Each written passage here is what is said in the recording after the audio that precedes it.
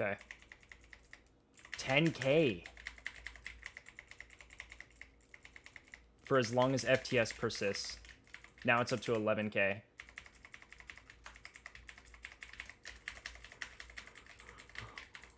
What the fuck?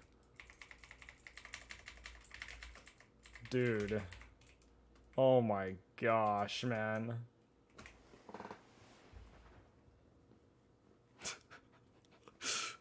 Such power. Holy shit. So, as you guys probably just saw, Demonology on the 9.1 PTR is looking absolutely fucking insane.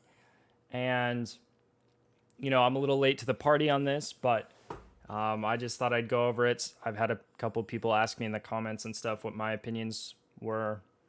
And, yeah, I had no idea. I've been playing retail. I've been focused on retail, and I had no idea it was anything like this. So I'm very impressed with what is happening on the PTR, and I hope they keep going in this direction and they do not remove any of the changes that I'm about to talk about.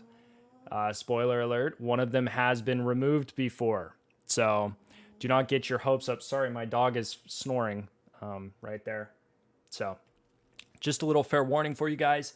But yes, it is looking amazing. I can't wait to do this video, and it's my pleasure to go over these changes with you. So let's get into it. Enjoy.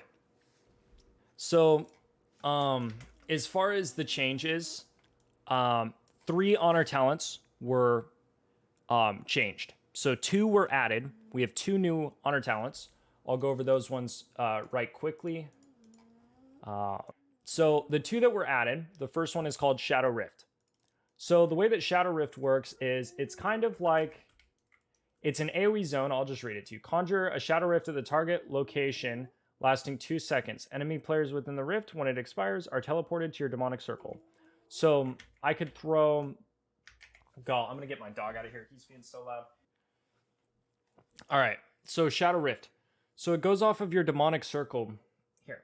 Whoa. Ooh. There you go. It goes off your demonic circle. And what it does is it's an AoE zone that after 2 seconds of being placed down will teleport all of the players within the zone to your demonic circle. So let's assume these 2 were players and got caught up in it, right? Boom, Shadow Rift. See it on the ground?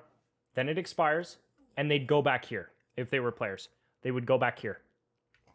So it's an interesting little LOS tool that, you know, I think will form some pretty interesting gameplay mechanics and interesting interactions. As far as the extent of how good this is going to be, I've got absolutely no idea. I haven't actually gotten to play any arenas or battlegrounds or anything on the PTR yet, because literally it's a 10-minute queue, 15-minute queue. Like, I just haven't had the time to just sit here and see if it'll queue or not. So I haven't actually tested too much with it, but on paper it seems really interesting. It's on a 1-minute cooldown, 30-yard range. I just think it's an interesting little tool. And it could be really good for demo. I mean, you throw your pet back there, you know that you're gonna, you know, have a go or whatever, and you could just be like, oh, like, okay, like a Shadow Rift, you know, or like tell your partner Shadow Rift, and then boom, teleports one of the guys back there. You know, he comes back there, pet stun, right? And then your partner's already back here connecting, or you could have like you'd have a gateway to it, you know, a demonic gateway, and then you're like, oh, Shadow Rift, it's expiring, and then you're just like, you know, stun, demonic storm, crushing him, you know, whatever. So I think it's really interesting. But as far as the next one that I'm going to discuss, the next honor talent that was added, as far as that's concerned, I think that's going to be what's going to be taking up my honor talent slot. And I don't think I'm willing to give up any of these 3. So Fel Obelisk, enter Fel Obelisk, the game-changing Demonology edition. So this is a 20-yard range cast summon, non-demon summon, with a 45-second cooldown. Summon a Fel Obelisk with 5% of your maximum health, empowers you and your minions within 40 yards, increasing attack speed by 20% and reducing the cast time of spells by 20% for 15 seconds. So this will also, you know, it's you and your pets. So it's your tyrant, it's you, it's imps, it's dread stalkers, the amount of times they attack, your Fel Guard, Vile Fiend, everything. So a couple of things I really like about this is, first of all, it's not on the global cooldown. So you could literally, like, you could cast something and just throw it down instantly. Like, you could cast Tyrant, boom, throw it down instantly. So I'm a real big fan of that, first and foremost. Second, it's such a short cooldown. It's basically Vile Fiend cooldown that, like, this is up every time you do a Decimating Go or every time you do a Fellstorm Go with, if you play Consumption, which, boys, I might have to play Consumption with this build. With this shit coming out, to be honest, because it's just too good.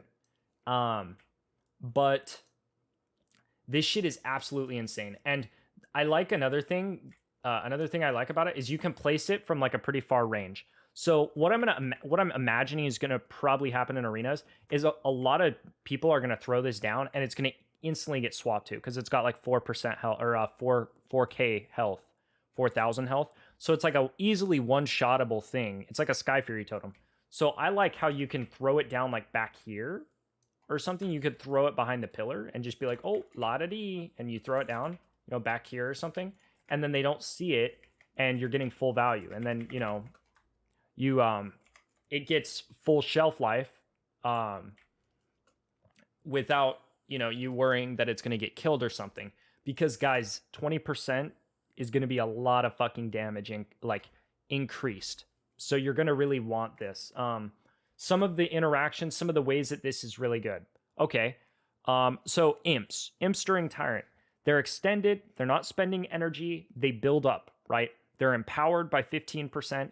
If you play Demonology, if you know anything about it, you would know that imps are a significant amount of your damage, regardless of the build you play.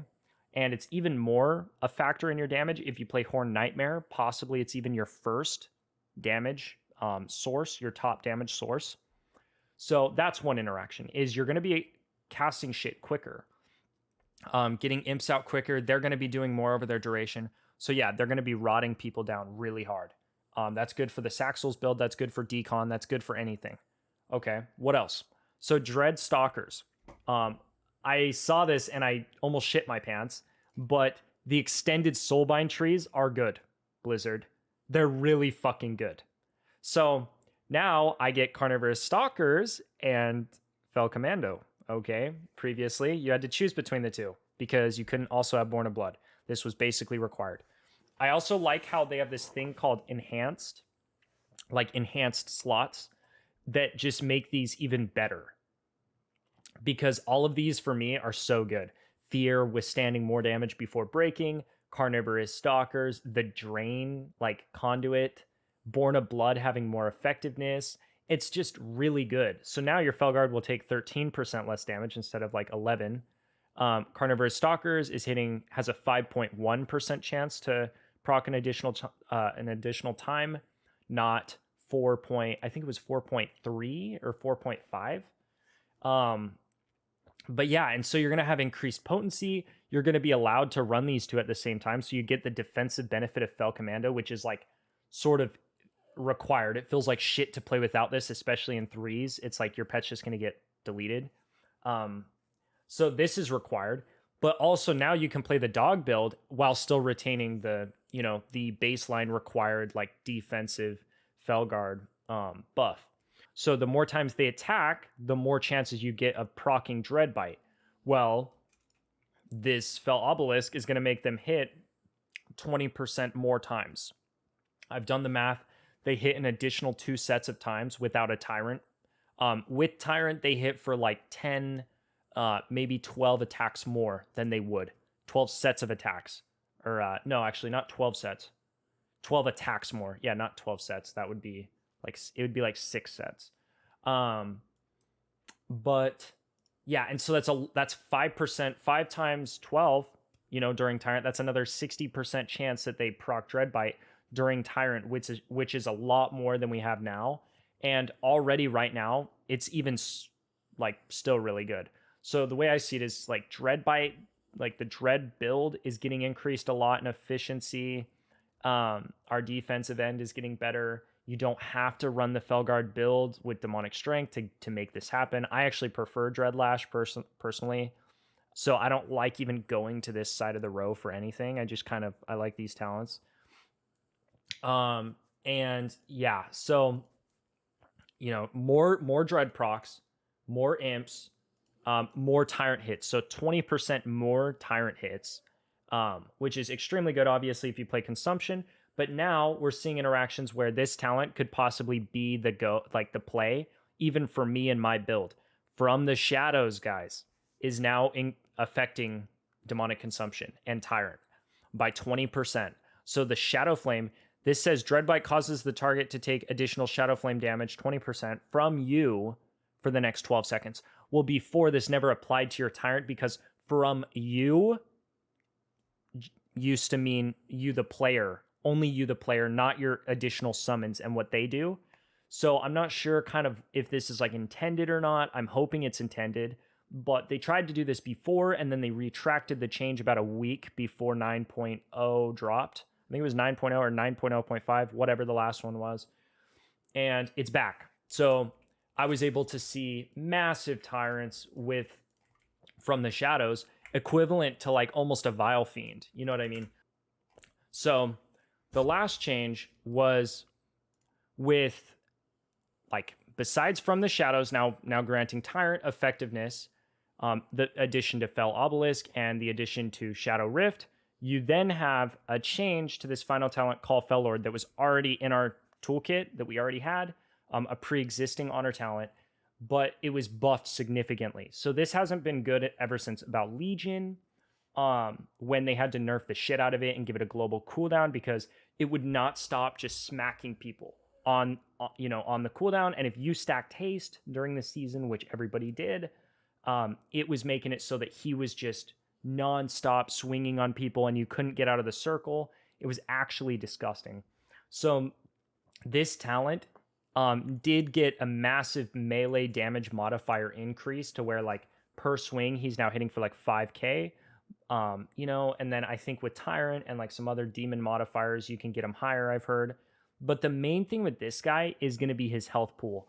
So there was a massive amp to his health pool that I don't think like was documented or anything like that. But on live, he has 20k health, right? Well, right now on this, on the private server or PTR, he's got 66,000 health. So this is 3 times the amount of health he normally like would have. And yeah, so that means for Tyrant goes, you can actually throw him down and use that in your Tyrant setup with BM Trinket and actually get like up to 10, 11k Tyrants like you saw in the intro to this video. So it is possible with this build to actually create like some really insane shit where if you're hitting for 10k a pop,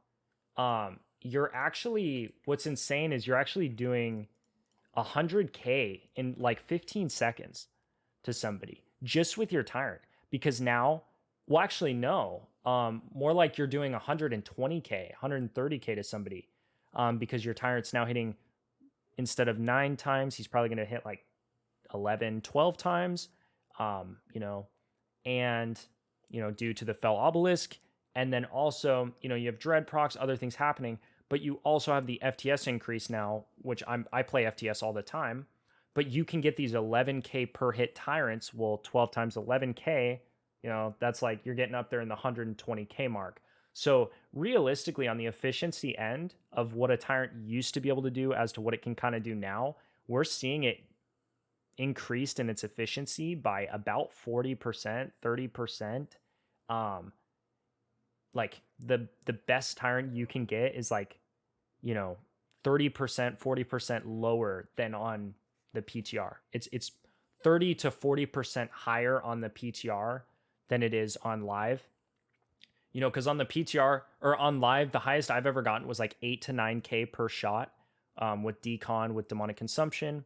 Well, right now, literally, I'm seeing like 12, 13k. Like I've seen some really, because I mean I included that intro, but I've been playing with it for 30 minutes, the last hour, whatever, and I've been able to create some really interesting setups, like the one I guess I'll show you right now. I need to remember to I need to remember to do the Fel Lord, because I keep not summoning the Fel Lord too every time I try to test an ideal setup. All right, so I'm just gonna do it. All right, going now. It's not the best actually. It's kind of scuffed, but